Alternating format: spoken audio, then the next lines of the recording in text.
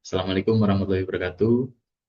Perkenalkan, saya Adi Masatria Kristianto dari kelas MC 404. Di sini saya akan membahas materi manajemen perbankan yang menggabungkan sesi 5 tentang organisasi bank dan sesi 9 tentang manajemen sumber dana perbankan.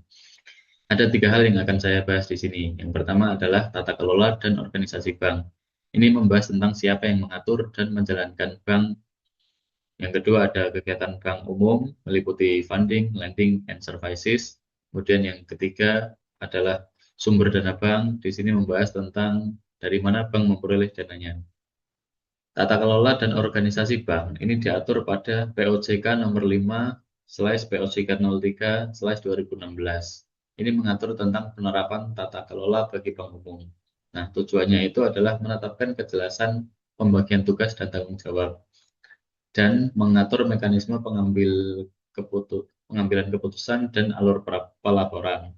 Nah, organ utama bank itu meliputi yang pertama ada RUPS sebagai kedudukan tertinggi, kemudian ada Dewan Komisaris selaku pengawasan, kemudian ada direksi sebagai pelaksana operasional.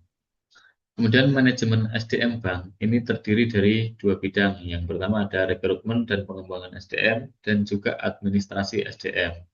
Karyawan di sini diposisikan sebagai human capital yang paling andal tapi juga paling sulit diatur karena setiap masing-masing karyawan itu memiliki karakter yang berbeda-beda. Nah, kemudian kegiatan bank umum ini ada tiga. Yang pertama ada funding atau menghimpun dana dari masyarakat, dihimpun dalam bentuk simpanan giro, simpanan tabungan, dan simpanan deposito. Kemudian kegiatan kedua adalah menyalurkan dana yang tadi dihimpun menjadi bentuk kredit investasi. Kemudian ada kredit modal kerja dan juga ada kredit perdagangan. Kegiatan yang ketiga itu adalah servis atau jasa-jasa lainnya yang disediakan oleh bank.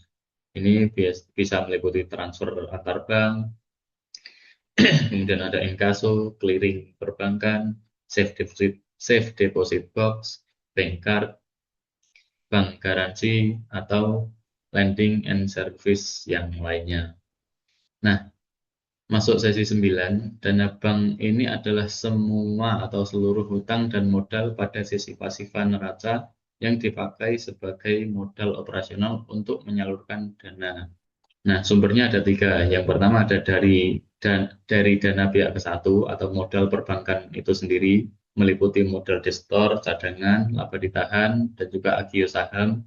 Yang kedua ada dana dari pihak kedua, ini seperti pinjaman, bisa dari bank lain di dalam negeri, bank di luar negeri, LKPB, ataupun dari bank sentral atau Bank Indonesia. Yang ketiga ada dari dana pihak ketiga.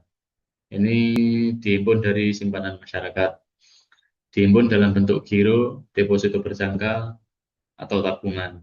Nah, dana pihak ketiga ini adalah porsi terbesar dana perbankan di dalam neraca. Nah, dana pihak ketiga ini terdiri dari tiga produk simpanan. Yang pertama ada giro, deposito, dan tabungan.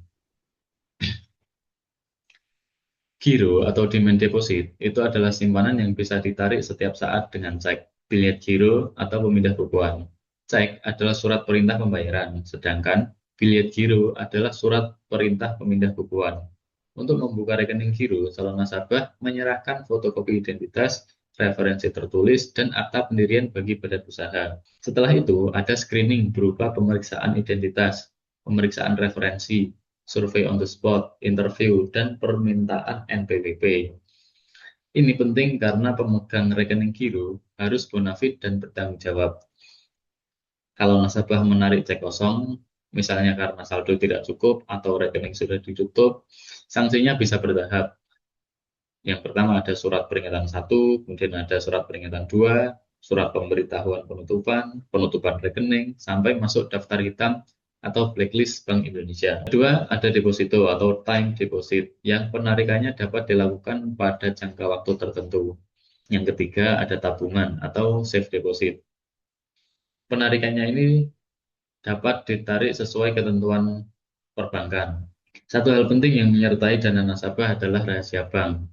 yaitu segala sesuatu yang berhubungan dengan keterangan mengenai nasabah penyimpan dan simpanannya. Bank tidak boleh memberikannya kepada pihak lain kecuali dalam hal kepentingan perpajakan, kepentingan peradilan pidana, peradilan perdata nasabah dengan bank, penyelesaian piutang bank, tukar-menukar informasi antar bank, kuasa tertulis dari nasabah, atau permintaan ahli waris yang sah. Kesimpulannya, struktur organisasi dan tata kelola memastikan bank berjalan dengan pembagian tugas yang jelas, baik dari RUPS, Dewan Komisaris, dan juga direksi. Kegiatan bank ini bertumpu pada funding, lending, dan service. Kemudian, sumber dana bank itu meliputi modal sendiri, pinjaman, dan simpanan masyarakat yang porsinya paling besar di dalam neraca. Kurang lebih demikian yang dapat saya sampaikan.